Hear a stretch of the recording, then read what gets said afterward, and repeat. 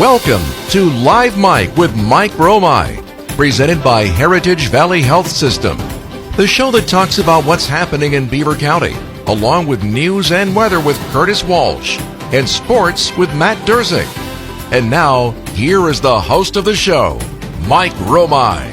And 10 after 8. Coming up after the 8:30 news and sports, Nick Ziegler is going to be our guest. I should say Hall of Fame inductee Nick Ziegler is going to be our guest. Mike Romigh here on Beaver County Radio. Thank you, Matt. We've got a Hall of Famer coming up on the program. Oh, very nice. Yeah, not football, baseball, or basketball. Oh. Or hockey. Oh. A Hall of Famer, Monaca Hall of Famer. Oh, yeah. Yeah, you know about that? I do know about that. You see the contract, you loyal me. I'll sign away. Who's afraid? It's not the fashion, it's my trails. And myself, That's the 4019s, and our guest, Hall of Famer, is Nick Ziegler. He's been keeping the beat for the 4019s and a lot of bands over the years, and he has just been inducted into the Monaca Community Hall of Fame. Nick is joining us from his palatial home on the West Coast, out on the sunny West Coast. He was just here in Beaver County a couple of days ago. He still has family back here, gets here as often as he can, but we wanted to have him on the program to congratulate him on this honor. Nick, good morning. I know it's early for you out on the West Coast. Oh, hi, Mike. Yeah, not too early for you guys. Good morning, and thanks for having me. Oh, it's great to have you on. It was good to see you last week as well, when you were here in the studio. It's always great to see you, and I know you have your mom's still in the area, and you come back to visit with her from time to time. Yeah, it's I get to see all my family. Mom's not here, but I do see all my family back home. There's still a lot of us in the Monaca area, of course. Tell me about growing up in Monaca. What year did you graduate from Monaca? I graduated in class of 81. Yeah, we were about 116 was our graduating class. So we still had a pretty decent-sized class. Okay, very good. And you played the drums in the band? You know, I did in 5th and 6th grade. Mr. Mancini, Pat Mancini, was the guy who taught me the stick control, and I actually could read music quite effectively. Every once in a while, I'll check it out, see if I still got it. And I read your Facebook post about the honor, and I saw the plaque that you got, and you mentioned Mr. Mancini and his family, his daughter, attended? I did see my old homeroom teacher in 5th grade, Mr. Caldonado. His wife is being inducted. She passed away a few years ago, but their daughter inducted her, and Mr. Caldonado as well received the award. It was wonderful. Yeah, tell me a little bit about the honor of being inducted. How does that make you feel? Is it anything you were expecting? No, not honestly. I just to be in with this group. I became friends last year with Joe Monroe, who's a longtime Beaver County musician, and we got to chat a lot. And I remember him. I didn't see him that much, but we used to joke in the mall. He probably was at the organ store practicing when I'd go walking by to play at the arcades. Well, he's in the ghost towns now. He's a heck of a guy. Yeah, but I remember going into the mall. I used to go to the mall quite a bit, and I remember walking around the mall, and the guy would play the organ or the piano in one of those stores. So, do you remember which store it was? Yeah, I knew the name of it. It was down. Doggone it! I have the name of it. It doesn't ring a bell at the moment, but yeah, they'd have all the teachers down there, and Joe was probably he and I are around the same age, so he was probably down there practicing, and I was busy going down to the arcade. I should have been practicing too. But that was great. That was great entertainment because you walk around the mall by the fountains and stuff like that, and you watch them play the organ around there. This is great. Beaver Valley Musicians Hall of Fame, Nicholas Ziegler, in recognition of outstanding contributions to the music enrichment of the Beaver County, of the Beaver Valley. And that's remarkable. And Nick, I know from your Facebook accounts and social media stuff, and when you're here doing a show, that you really promote the Beaver Valley musicians. And tell us a little bit about that. What kind of a group is it? Because you're out there on the West Coast, how do you stay connected? Well, I've always known of the local and all the great work they do, all the work, the horn players, and getting everyone together playing. For me, especially, it's seeing the shows they play at the community parks and things they do for the seniors, getting the horn sections together. There's no better music than a horn section or an orchestra, in my opinion. And so what they do, that alone is just to me was honor enough to be in with these guys. They do great work. Yeah, certainly. And now in 2022. Or 2023, the number of students who are involved in bands, because student populations have gone down over the years, and so the band has suffered because of it.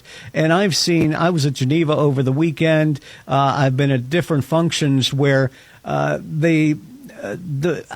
do they call them? The alumni bands come out and support of the high school bands to increase their numbers and to make the band sound more rounded. So it's great that people who were once in these classes and members of these bands still pick up their instruments and are interested in coming out and helping their alma maters. Yeah, it's good for them to keep their chops up, and then also it teaches the younger musicians a valuable lesson or two they picked up along the way, so they're getting an extra education as well. Yeah, Mr. Fass was also in the Hall of Fame. He's passed away. He used to have classes in school. I remember that would do the same thing. They teach us how to appreciate music and yeah. Anything to get us involved with music is great. How important was that for you as a student to have mentors like your music teachers or band instructors, and for you to play with the band, to have an instrument? You played the drums, but how does that help in terms of a more rounded education? Yeah, I think it gives you, it helps you utilize the opposite side of your brain. You have your critical side and then your more artistic side. Gives you that opportunity to, and when you listen to music, you'll listen to it differently. You'll pick up things. I remember when I started drumming, my father, I used to watch him. He'd tap his hand, his thumbs. My mom played guitar. And my dad, I didn't know he was a drummer till later, and I asked him, and he also played harmonica and so forth. So he was very musical. So I think just as you learn music, you hear the language of music differently, I think, and you appreciate it in that regard, and you apply it towards your playing as a musician. So your parents were very supportive then of you playing the drums, learning the drums, and they didn't yell at you to close that door. It's 7:00. Do you have to play those drums all night? Well, I said my mom used to be she was a nurse over Rochester, and so she'd be out on night shift, and my dad he and his old buddy he enlisted in the Marine Corps with, they would go to the mall to have coffee for an hour or two and chit chat and so Dad and he would be out, and then I'd just be down in the basement. I was just working it out, making all my mistakes. But they always gave me time to practice. And my neighbors, too. I remember talking to my next-door neighbor growing up, and he said, his parents were the same way. They loved hearing that. So I was blessed to have people that appreciated the noise I was making. Nick Ziegler is our guest. Did you have garage bands at the time? Oh, yeah, we had garage bands. I learned, one of my friends, John Rennis, he lived up the street. He eventually joined the Air Force. I never knew that he joined. We find out later these things in life, thanks to Facebook. And he was one of the first guys I used to jam with. And we were plucking away, learning our craft. Yeah, tell me, who were some of the bands that you would cover during those early years? I remember it would be besides the Beatles and the obvious, that we learned through and the Who. We would try and play like Night Ranger. That was a challenge, and of course AC/DC. I remember John Rennis. He loved AC/DC. We would just play anything that we could get through, at least a verse and a chorus, and see where it took us. Did you play any high school dances back in those days? No, I never did. I never was good enough. I thought that I never played like it. We always did jams and stuff like that. I remember trying out for a band in Beaver Falls. I remember, and that's where that Night Ranger. And these guys were good. So I knew I had to keep going at it. But a lot of my friends, Dessler Brothers, Ron Davidson, and those guys had bands, and they played the proms, and I would listen to them practice, and I learned a lot from those guys. Yeah, you know what? I graduated from Beaver Falls in 1976, and always bragged that Wild Cherry was our prom band. Wild Cherry played at our prom.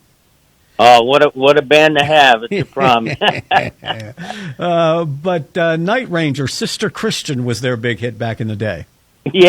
Yeah, it was a big one. Everybody knew that song. It's a tough one to play. I tell you, it's tricky. It sounds simple till you get behind the instrument, and you're like, "What are they doing?"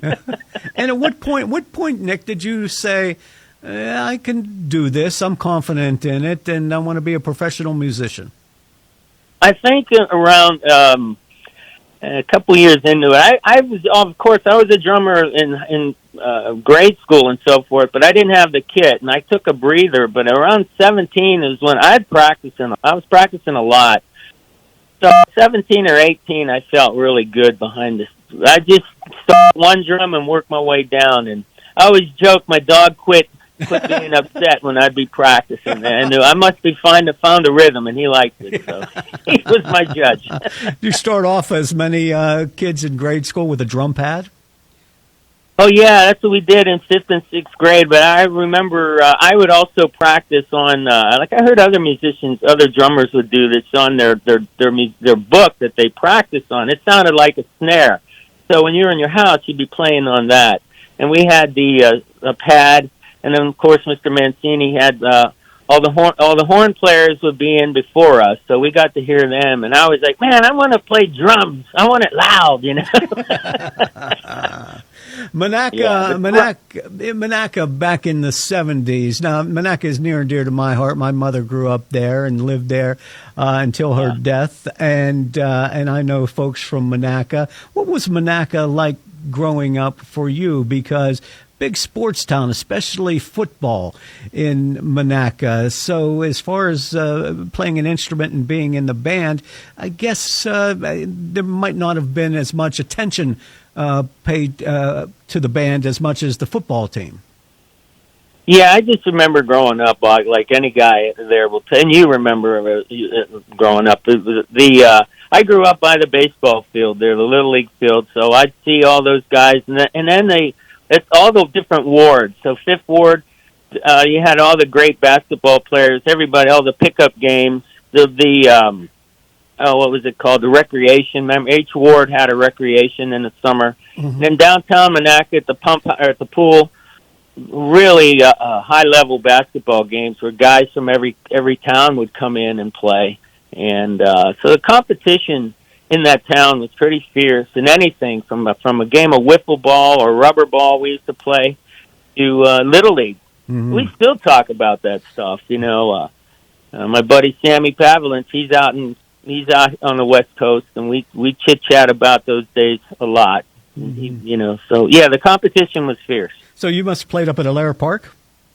Yeah, we played. Yeah, it was Little League field there, and now it's girls softball, which is great because they keep the field going. And with the combination of schools now, they play, I think, out in center, I believe. So, yeah, we played there, and just a lot of competition. Yeah. Incredible. You know. And Mayor John Aniline, they named the park after him now. It's John Aniline Park up there on the hill. Yeah. And he, obviously, lifetime Monaca resident. And that's the thing about people in Monaca.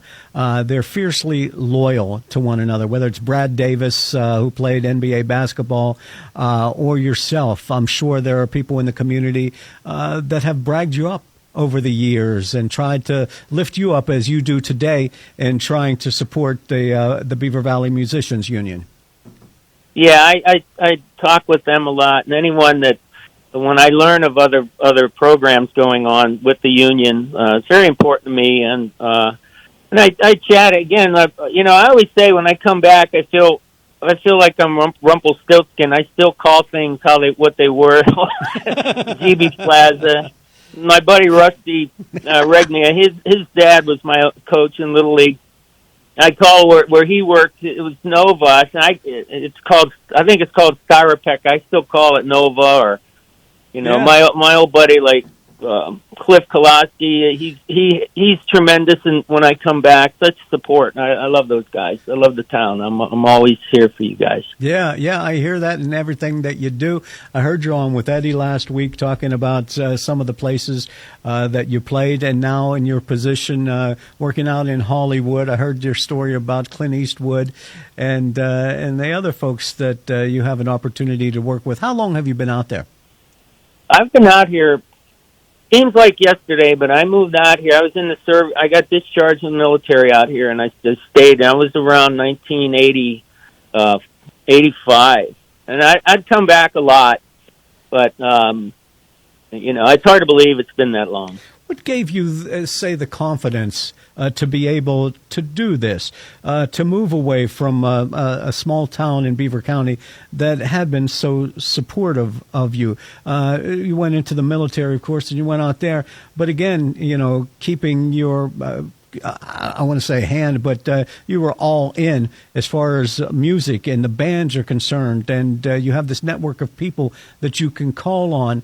At what point do you get that confidence and the drive to keep it going? Well, I always remember listening when I sit with my father and his friend Al. They talk about places they've been in the war, and they were 17, 18, and they were down in the Pacific. And I'd hear all these different places. They're in California. My dad used to talk about California and all the musicians. He saw guys like Fats Domino, Hank Williams, and all these country bands out here. And then my mom, of course, always talked about travel. So I thought that when I came out here, I saw those places Dad was talking about. And I eventually, when they came to visit, like the Hollywood Palladium, I took them to the Palladium, he and my mother, and got to see it many years later. But they gave me the impetus to push on and go see what's going on out there. And as far as the Beaver Valley Musicians Hall of Fame induction is concerned, what does it mean to you to be surrounded and to be a part of this group, of this organization that means so much to so many in this area? Well, I was sitting at the table and I was chatting to some of the guys and just hearing their stories. And all the hard work they put in, learning their craft, playing, a lot of places they were talking about, I remember as a kid, and they were roughly, we were roughly the same age. So I was just really thankful for being around all this energy. Yeah. Everyone that's doing everything for the community. It was pretty special, and I was grateful to be there. Yeah. And as far as your mom is concerned, I saw some of the supporters in the pictures that you took for that night. They still have great memories. You talk about GBs and those kind of places that are you still call by their same name. There are some people who think Nick Ziegler is still that high school kid, still in the garage bands, and look what he's done with himself. Yeah, it was just great. Chatting with everybody and catching up and learning new things. Like being not surprised, but holy cow, you did that or whatever. That's great, you know. And I sat next to Ray DeLizio, and he was just cracking me up. Him and Mickey, long-term county musicians. We were having a pleasant laugh. It was great. I had a blast. Yeah, and I heard you say when you were on with Eddie that you never actually played at the Speakeasy at Maury's place, that you weren't even old enough to get in there, but you found ways to sneak in to see some of your favorite bands. Yeah, of course. We Grishecki was the guy, and of course the Granati brothers. My sister used to take photographs for, and she would do photographs for them occasionally, and so just bands like that, just high energy. Like even some Pittsburgh area bands, Silencers and stuff like that. We were all excited to go down there, and if we couldn't get in, we'd listen outside. That was how we did it, or other ways. Right? It was such a small building. If you were sitting outside the door, you could hear it loud and clear. Yeah, and their kids were a lot bigger. We thought we thought we were just the little guys, but there were ways to get in. Yeah, definitely was. And Maury was pretty friendly towards local bands and local musicians as well. Yeah. And, they're just very friendly to anyone that's willing to show interest as well. You know, that's the thing. If you're showing interest, that means a lot. That's support. Any support is wonderful. Any excitement around anything is just wonderful. Yeah. And musicians pick up on that. Yeah, and these guys that you mentioned, whether it's the Granatis, Joe Grishecki, when B.E. Taylor was alive, of course. B.E. Taylor, of course. Jimmy Ross, Donnie Iris, all these guys that have been, they are also down-to-earth people, just like yourself, willing to sit down and have a conversation, and you would never think, you know, that they're up there on the stage and admired by so many people like yourself, but they're just down-to-earth people, just really Beaver County people. Yeah, I got to meet briefly a while back Donnie at the show they were playing at Beaver Station, and just to shake his hand and say, "Hey, man, thanks." You know, I learned a lot, just about everything watching him play, or so getting a chance to just say hi was pretty special, and seeing the Granatis, and they were there as well, so yeah. It was wonderful. Yeah, just, you know, like anybody, like you were talking about the people that you went to school with and the people that you know, these are the same kind of people. You know, their stars have risen out beyond Beaver County, but when you sit down, they're just Yunzers, you know. Yeah, so, yep, absolutely. Yinzers, great term. Yep, I'll always love that term. Yeah. And it's an honor to have you on the program. And we spoke when you were here last weekend, but I saw you last summer when you were at Beaver Station, and Joe Grishecki was there as well. And I've known Joe for years. But again, he was just here maybe a week or so ago doing a benefit, a fundraiser. So like yourself, giving back to the community, giving back to people who need it the most. That's always been a special part of Beaver County and Beaver County people. Yeah, it really is. I always think back to the days like when we met at at the show with Grishecki. Meeting you and seeing it was wonderful because it reminded me, and I think we were talking about it. I as reference Rumpelstiltskin, and when I said I remember when we'd be at the mall and you'd be doing a live broadcast, and that was all part of my learning, being around radio. You influenced me by seeing you guys seeing you on stage. That's radio. It was this invisible thing, but I got to see you guys in action. And I always remember that. So thank you for that. And I'm surprised you just say, and I saw it and you said, that's radio. And oh my God, look how ugly those guys are. I never would have expected them to. Not at all. That was the swinging 70s, man. Everybody looked cool back then, man.